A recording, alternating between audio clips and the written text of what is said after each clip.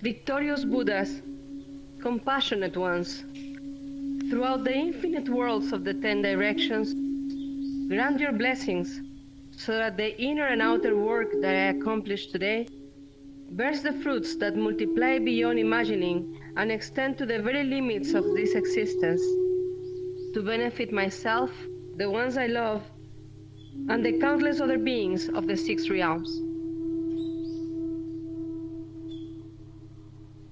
Thank you, Julie. Right. Hello, everyone. Nice seeing you again. Better. All right. So let's just get in the mood. Start this with a short meditation. So let's take a few deep breaths.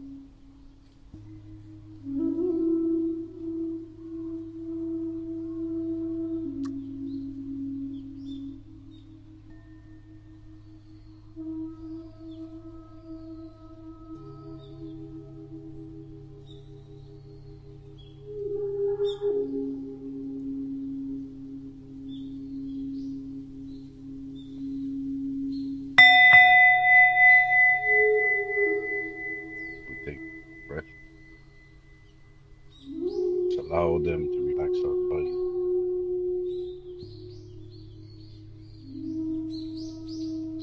and feel the oxygen in from your nose to your throat and in your lungs and everywhere. Your bloodstream, feel the life there down the tip of your fingers and the tip of your toes. Oxygen is being converted into life, the magic of your body.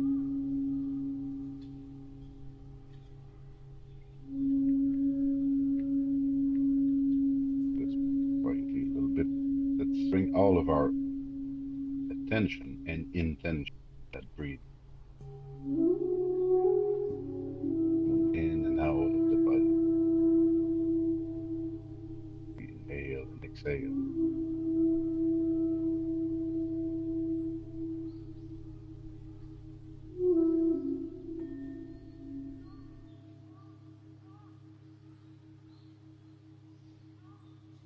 You might want to close your eyes to get a good quality of meditation, good relaxation. For now,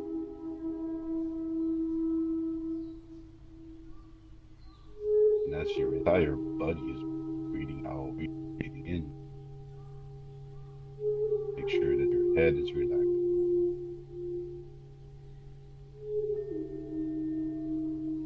All tensions around the eye, ears are relaxed.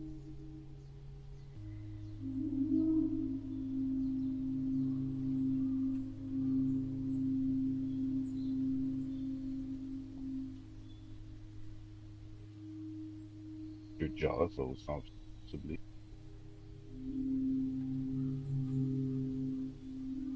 Could be a little space between teeth.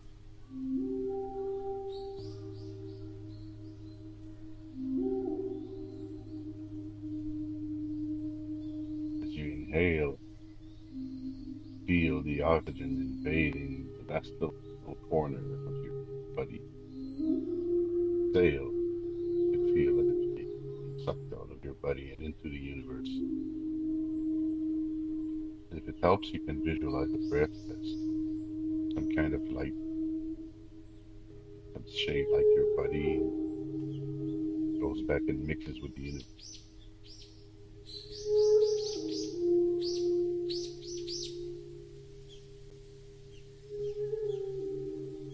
Relax the back of your head and your neck.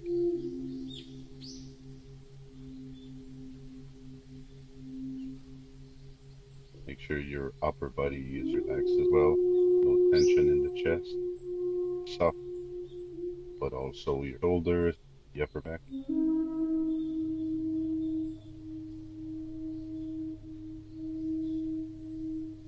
If you did not make sure of that already, you may readjust yourself a little bit.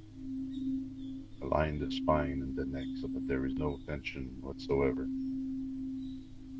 That your body is sitting comfortably on its own neck.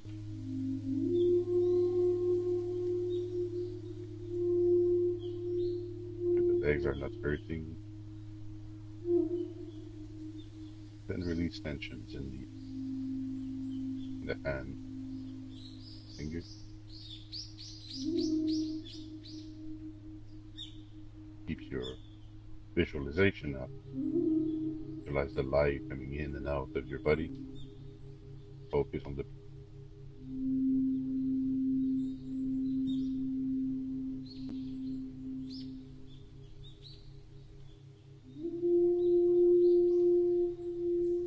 relax your legs,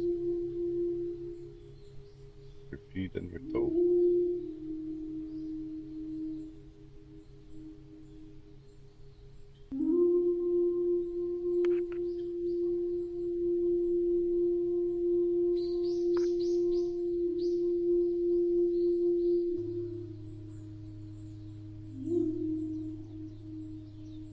Into your concentration, try and bring even more light. You exhale even more light, white light, pure light. Every time you complete a breathing cycle. And then let's just focus like this until the bell rings. If you feel like the mind is wandering, bring it back gently to the breath.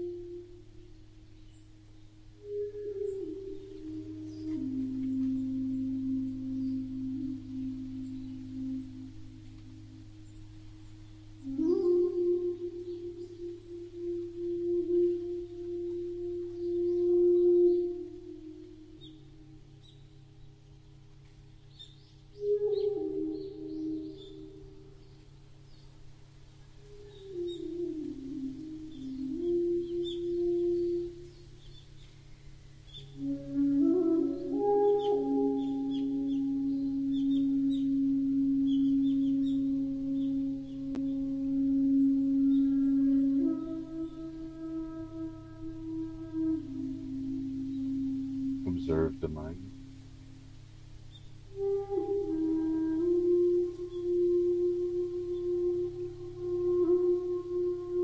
Try and see if you could observe. What is it that is looking? And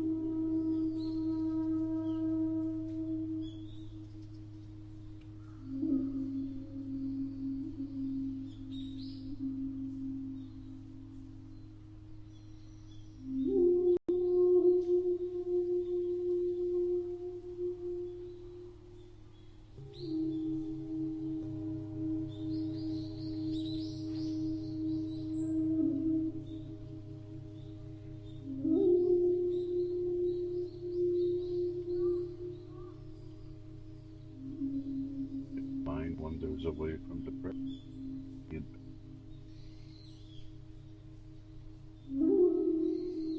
Note your thoughts, notice your emotions, but don't go with let them pass through.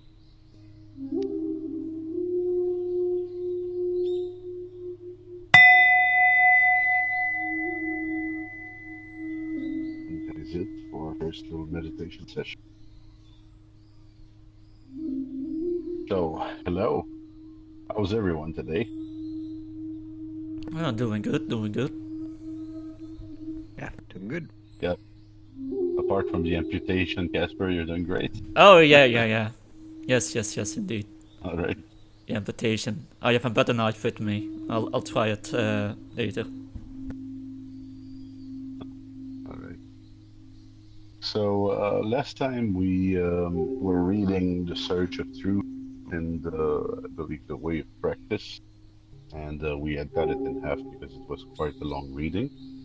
So today I'm looking to finish that reading and do a little commentary on that. What's left is pretty straightforward and self-explanatory, so we will try to have conversations around the themes today. Julia, are you prepared to read today? Yes, I'm ready. Shall I Or read if you from remember here? that it was, you remember that it was from number 6 about the key. Oh, join Yes, me in front. yes, I'm ready.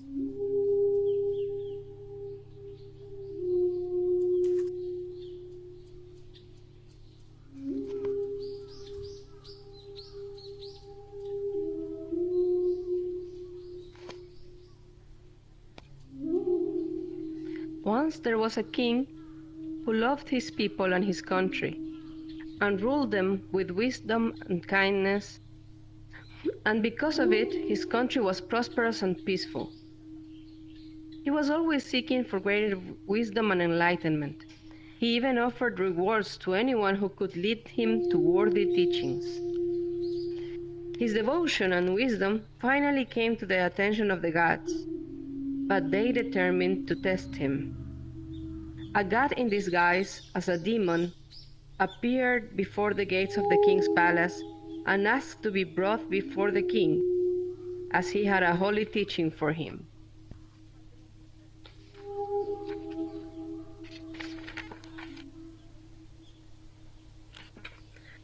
The king, who was pleased to hear the message, courteously received him and asked for instruction.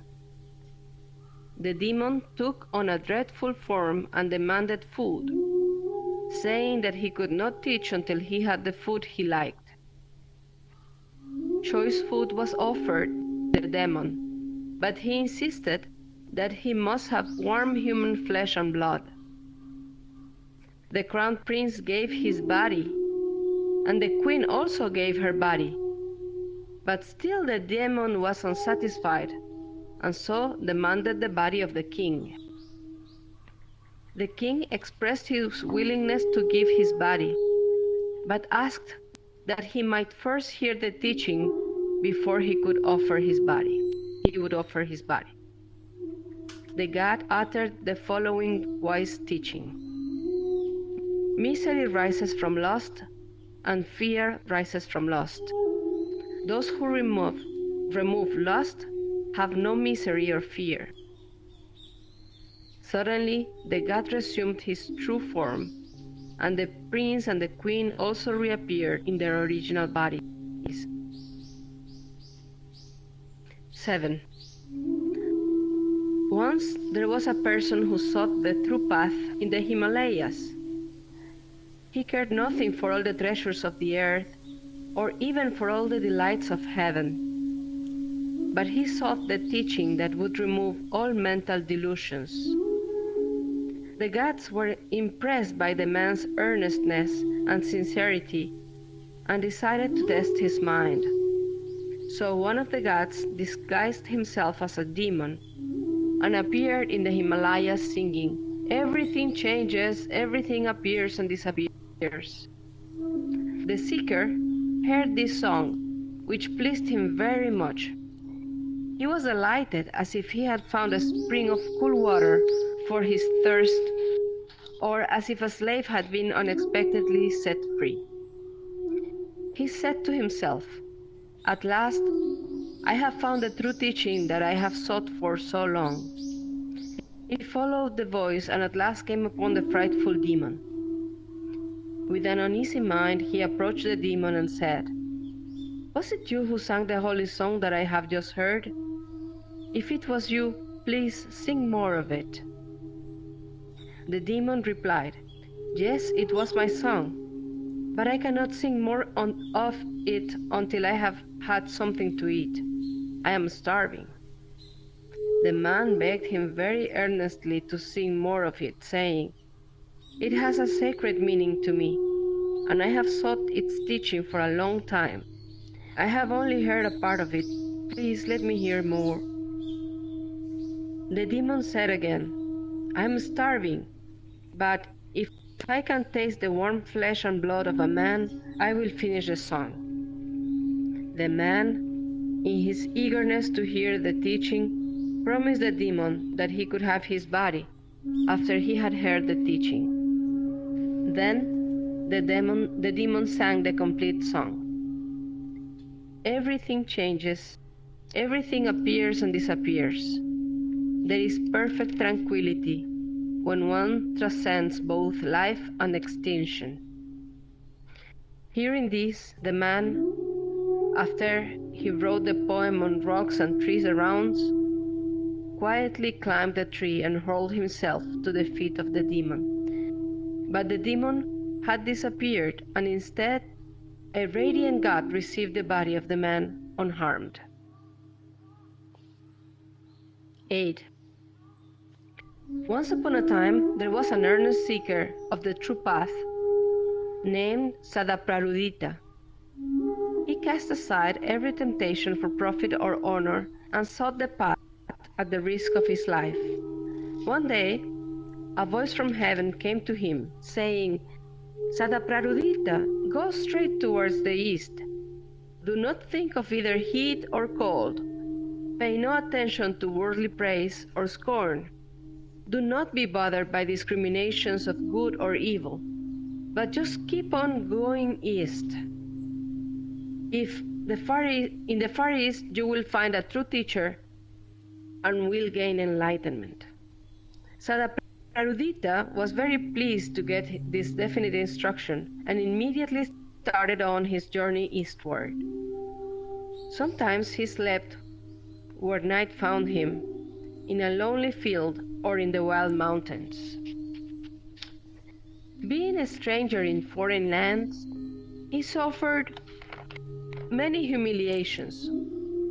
Once, he sold himself into slavery, selling his own flesh out of hunger. But at last he found the true teacher and asked for his instruction. There is a saying, "Good things are costly," and Sadaprarudita found it true in this case, for he had many difficulties on his journey in search of the path. He had no money to buy some flowers and incense to offer the teacher. He tried to sell his services, but could find no one to hire him. There seemed to be an evil spirit hindering him every way he turned. The path to enlightenment is a hard one, and it may cost a man his life. At last, Sadaprarudita reached the presence of the teacher himself, and then he had a new difficulty. He had no paper on which to take notes and no brush or ink to write with. Then he pricked his wrist with a dagger and took notes in his own blood. In this way he secured the precious truth. 9. Once there was a boy named Sudana, who also wished for enlightenment, and earnestly sought the way. From a fisherman he learned the lore of the sea. From a doctor he learned compassion towards sick people in their suffering. From a wealthy man he learned that saving pennies was the secret of his fortune, and thought how necessary it was to conserve every trifling gained on the path to enlightenment. From a meditating monk, he learned that the pure and peaceful mind had a miraculous power to purify and tranquilize other minds. Once he met a woman of exceptional personality and was impressed by her benevolent spirit. And from her, he learned a lesson that charity was the fruit of wisdom.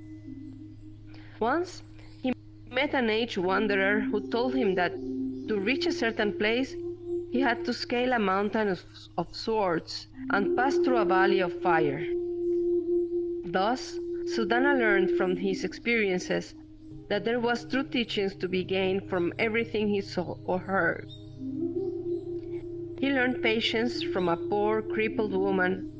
He learned a lesson of simple happiness from watching children playing in the street, and from some gentle and humble people who never thought of wanting anything that anybody else wanted. He learned the secret of living at peace with all the world. He learned a lesson of harmony from watching the blending of the elements of incense, and a lesson of thanksgiving from the arrangement of flowers. One day, passing through a forest, he took a rest under a noble tree and noticed a tiny seedling growing near by out of a fallen and decaying tree. And it taught him a lesson of the uncertainty of life. Sunlight by day and the twinkling stars by night constantly refreshed his spirit. Thus, Sudana profited by the experiences of his long journey. Indeed, those who seek for enlightenment must think of their minds as castles and decorate them. They must open wide the gates of their minds for Buddha, and respectfully and humbly invite him to enter the inmost chamber, there to offer him the fragrant incense of faith and the flowers of gratitude and gladness. Thank you, Julia. Have my gratitude for this great lecture. I want the flowers. Both. Both.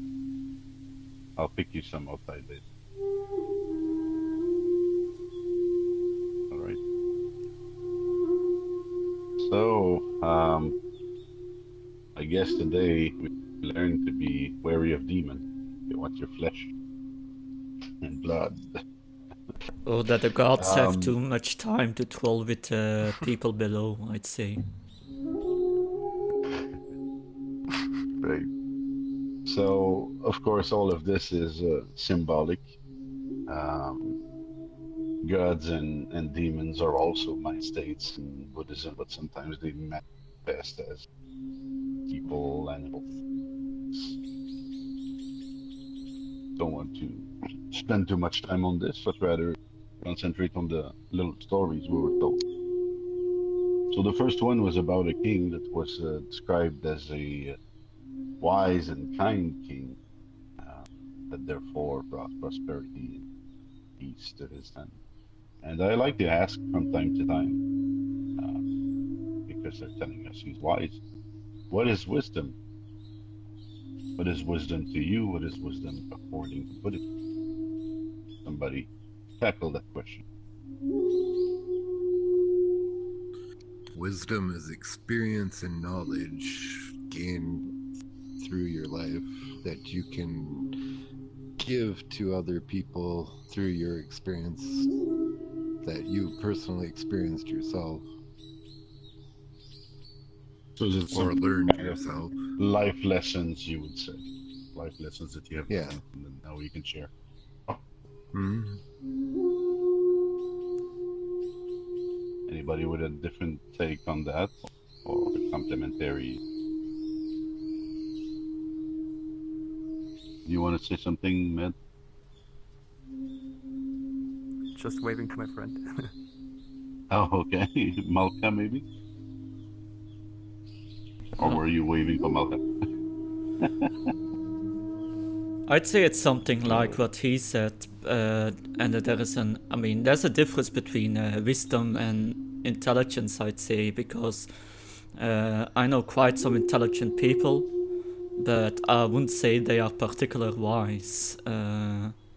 So there seems to be quite a difference in those two concepts.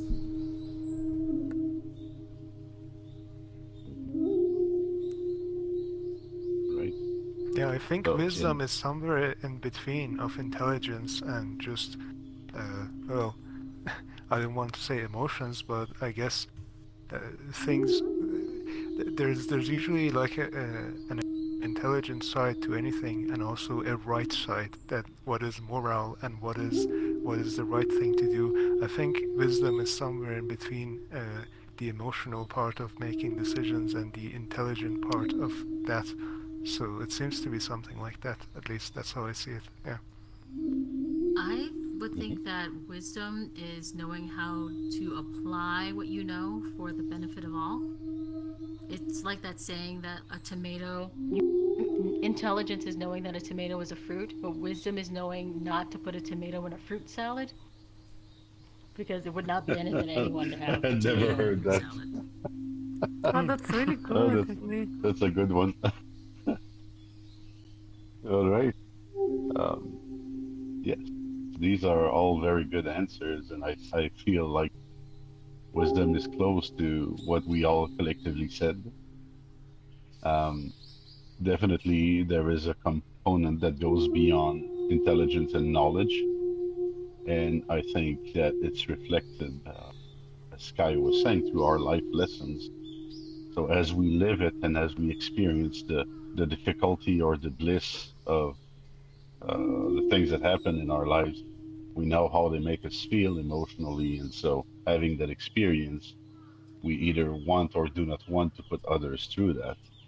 Um, Commissar was saying that it's for the good of others. So that's kind of the compass that gets developed. My life experiences. Um, I think there was a piece of it everywhere. In Buddhism, I would add that wisdom is the absence of ignorance, or maybe the contrary, or it's on the other end of the spectrum, basically, of ignorance. And what is ignorance in Buddhism?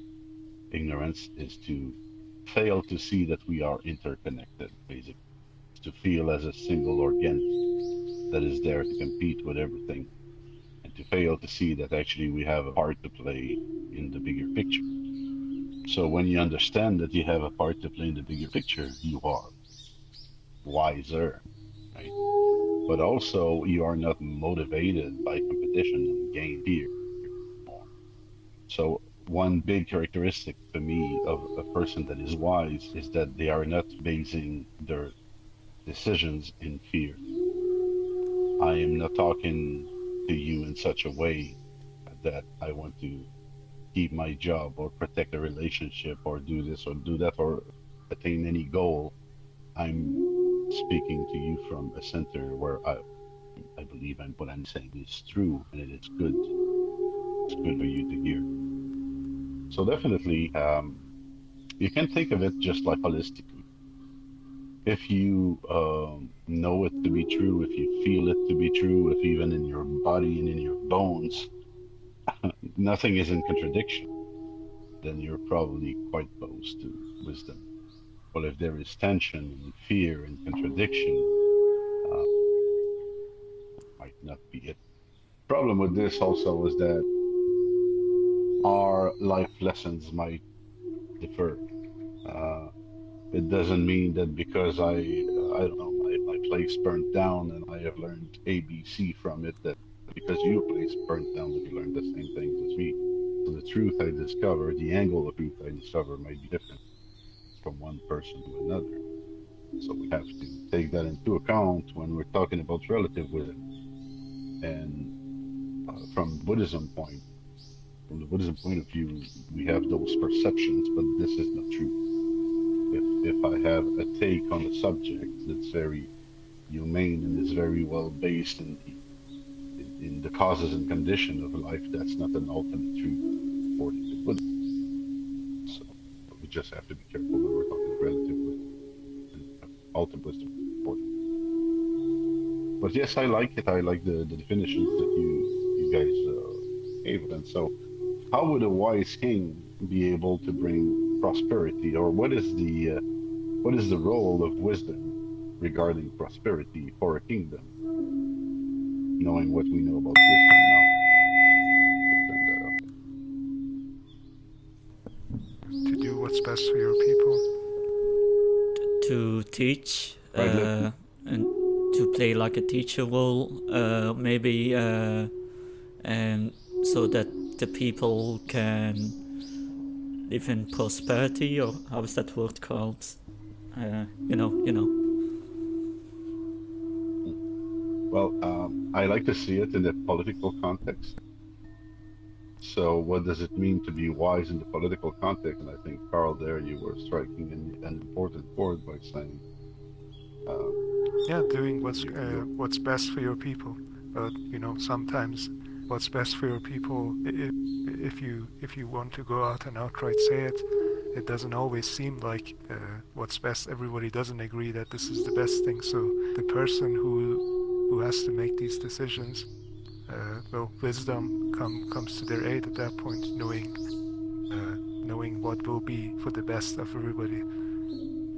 But if you always go outright and say that, not everybody will agree. So it's understandable how it happens with many leaders of the world, where they don't necessarily share all of their intentions to everybody. But not to get sidetracked, that's what I think is most important. And Casper was saying to be in the role of a teacher. That kind of makes sense as well, to rule in a way that when the individuals of your country look up to you, they see a fair person who will always do the right thing, and they will strive to be like you, almost like a parental figure, but on like this sort of leader of the nation that everybody looks up to. And we've had people like this in history, and when they die, almost everybody living in this nation is really upset over their death, because everybody respected and cared for them, and it was very visible that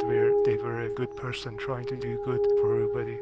So when you do that, almost all individuals in that nation notice it, and it affects everybody in a good way, and everybody will look back in history looking at this person as somebody who did good for others. So yeah, if somebody wants to be wise in a political sort of situation, they should make the decisions that will leave this sort of effect on their people, and that effect will be long lasting, and it would be the teaching perhaps that those people would need, and at the time they were living, it would do the right thing for those people as well. so yes, I would also I agree. I just got a question though. It's more like sometimes being wise, it won't benefit like everybody. So that's kind of where I was kind of got lost in. That was, it might not be for the best of everybody, but it might be the wisest thing to do. I don't have an example of what I'm talking about either, but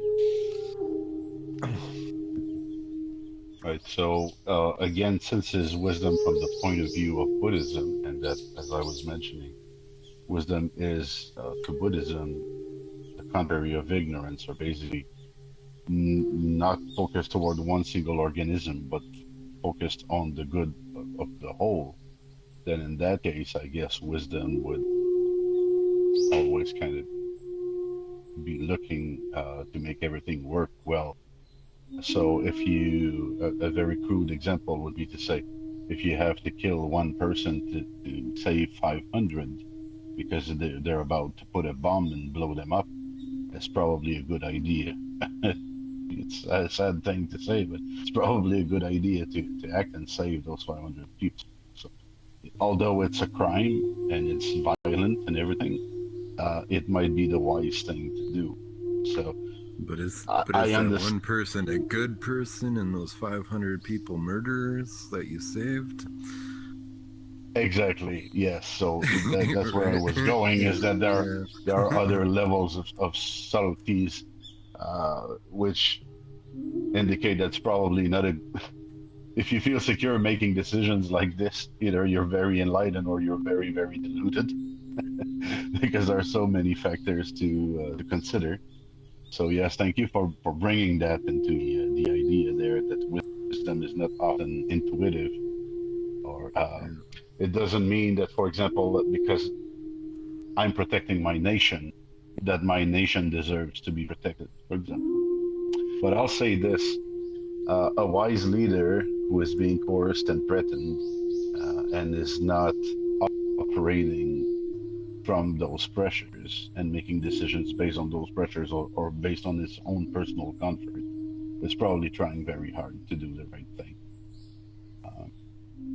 Yes, Med, I think you were going to say or ask something. I also wanted to say, like, it probably makes sense to also connect with other nations if you're this political leader, right? So different nations have different advantages and have different developments. It's probably a good idea to connect to others to that both nations can benefit, or even more nations can benefit Right. from each other. Also from a Right, resource because what perspective and stuff like this. because what doesn't make sense is nations, imaginary lines drawn on a map, splitting resources unevenly across the world population, right? Borders and frontiers are in themselves sort of divisive and violent. So yes, if you're wise, you're probably going to be looking to do collaboration and non-violent endeavors, let's say, with other leaders of the world. It's a very good observation there. All right, so we can all see that if at least we have someone that is trying hard, we have a better chance at peaceful prosperity. And one thing struck me in my travels over the years. I've been in a few countries where instead of democracy, because I'm Canadian, I experienced monarchy, which I'm Canadian, so I guess we're a bit of both. We have democracy locally, but we're under the Queen as well. But I went into those countries where you were under the ultimate authority of the king. And I like to ask this question to myself and to others. Would you rather live under a wise king or under a corrupt democracy? So I guess again reconnecting a little bit with Sky there, because I have seen kings that took really good care of the homeless, of the widows, of the kids, made sure that all the poor people could at least eat. And I saw that not being done in some democracies of the world as well. So then, what is best? We sort of, in the West, we have demonized monarchies. Then every other system that is capitalism, basically, has been demonized. But I think that maybe to build a society under a fair and wise king could be something wonderful, if that person is indeed unfair. So it's just food for thought there. Yeah, I think Also, the this key word king there was fair. Yeah, but then again, it's the same thing. What is fair? It's like Yeah, right. Yep. there is human Society justice without and there is government. divine justice. I think if like a democratic system that instead of one king, that's fair, but it's like corrupt. I think that's because such a system is not working as intended, because just because there are like multiple ministers and multiple